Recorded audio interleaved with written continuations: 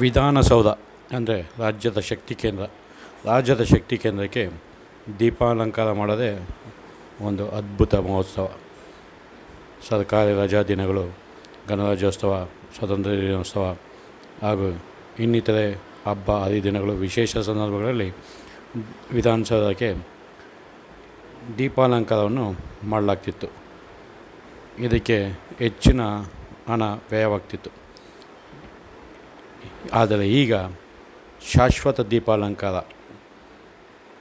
ವಿಧಾನಸೌಧಕ್ಕೆ ಸುಮಾರು 5 ಕೋಟಿ ರೂಪಾಯಿ ವೆಚ್ಚದಲ್ಲಿ ಶಾಶ್ವತ ದೀಪಾಲಂಕಾರವನ್ನು ಸ್ಪೀಕರ್ ಆದಂಥ UT ಖಾದರ್ ಅವರು ಮಾಡಿದ್ದಾರೆ. ಇದನ್ನು ಇವತ್ತು ಮಾನ್ಯ ಮುಖ್ಯಮಂತ್ರಿ ಸಿದ್ದರಾಮಯ್ಯನವರು ಹಾಗೂ ಸ್ಪೀಕರ್ ಆದಂಥ UT ಖಾದರ್ ಅವರು ಇದನ್ನು ಉದ್ಘಾಟನೆ ಮಾಡಿದರು. ಈ ದೀಪಾಲಂಕಾರವು ಇನ್ನು ಮುಂದೆ ವಾರಾಂತ್ಯ ದಿನಗಳು, ಭಾನುವಾರ ಅಥವಾ ಸರ್ಕಾರಿ ರಜಾ ದಿನಗಳು ಅಥವಾ ಯಾವುದೇ ಹಬ್ಬ ದಿನಗಳು, ವಿಶೇಷ ದಿನಗಳು, ಗಣರಾಜ್ಯೋತ್ಸವ, ಸ್ವಾತಂತ್ರ್ಯ ದಿನೋತ್ಸವ, ಗಾಂಧಿ ಜಯಂತಿ ಇಂಥ ಯಾವುದೇ ವಿಶೇಷ ದಿನಗಳಲ್ಲಿ ಸಂಜೆ 6:30ರಿಂದ 10 ಗಂಟೆ ತನಕ ಈ ದೀಪಾಲಂಕಾರಗಳು ಕಂಗೊಳಿಸಲಿದೆ. ವಿಧಾನಸೌಧವು ಅಂತಾರಾಷ್ಟ್ರೀಯ ಮಟ್ಟದಲ್ಲೂ ಪ್ರಖ್ಯಾತಿಯಾಗಿದ್ದು, ಇದನ್ನು ನೋಡಲು ಬರುವಂಥ ಜನರು ಕಣ್ತುಂಬಿಸಿಕೊಳ್ಳೋದಕ್ಕೆ ಈ ವಿಶೇಷ ದೀಪಾಲಂಕಾರವನ್ನು, ವರ್ಣರಂಜಿತ ದೀಪಾಲಂಕಾರವನ್ನು ಈ ವಿಧಾನಸೌಧಕ್ಕೆ ಮಾಡಲಾಗಿದೆ. ತಾತ್ಕಾಲಿಕ ದೀಪಾಲಂಕಾರ ಮಾಡಲು UT ಖಾದರ್ ಅವರು ತಿಳಿಸಿದ್ದಾರೆ. ಈ ಶಕ್ತಿ ಕೇಂದ್ರ ವಿಧಾನಸೌಧಕ್ಕೆ ತಾತ್ಕಾಲಿಕವಾಗಿ ಹಬ್ಬ ದಿನಗಳಲ್ಲಿ ವಿಶೇಷ ದೀಪಾಲಂಕಾರ ಮಾಡಲು ಹೆಚ್ಚಿನ ಹಣ ವ್ಯಯವಾಗ್ತಿತ್ತು. ಆದರೆ ಈಗ ಪರ್ಮನೆಂಟ್ ಆಗಿದೆ. ಅಂದರೆ ಶಾಶ್ವತ ವರ್ಣರಂಜಿತ ದೀಪಾಲಂಕಾರವನ್ನು ಸರ್ಕಾರದ ಖರ್ಚಿನಲ್ಲೇ, ಅಂದರೆ 5 ಕೋಟಿ ರೂಪಾಯಿ ವೆಚ್ಚದಲ್ಲೇ ಮಾಡಲಾಗಿದೆ ಅಂತ UT ಖಾದರ್ ಅವರು ತಿಳಿಸಿದರು.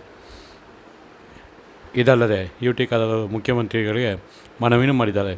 ಅಂದರೆ ಸಾರ್ವಜನಿಕರು ಶನಿವಾರ ಭಾನುವಾರ ವಿಧಾನಸೌಧವನ್ನು ಬಂದು ಈ ವಿಶೇಷ ದೀಪಾಲಂಕಾರವನ್ನು ಕಣ್ತುಂಬಿಸಿಕೊಳ್ಳಲು ಒಂದು ಅವಕಾಶ ಮಾಡಿಕೊಡ್ಬೇಕು ಅಂತ.